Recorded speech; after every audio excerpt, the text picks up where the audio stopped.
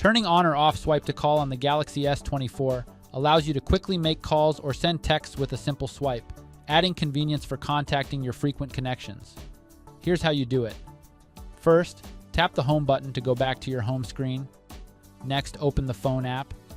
In the phone app, tap the More button or the three dots at the top of the screen. From the menu, select Settings.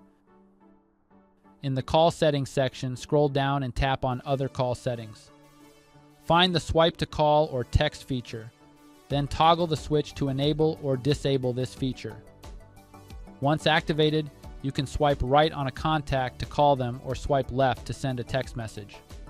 For example, when you're in your contacts or recents list, simply swipe right on a contact's name to call or swipe left to send a message. And that's it. You're all set to use the Swipe to Call or Text feature. Thank you for watching this video. Don't forget to subscribe to our channel for more helpful tips and tutorials.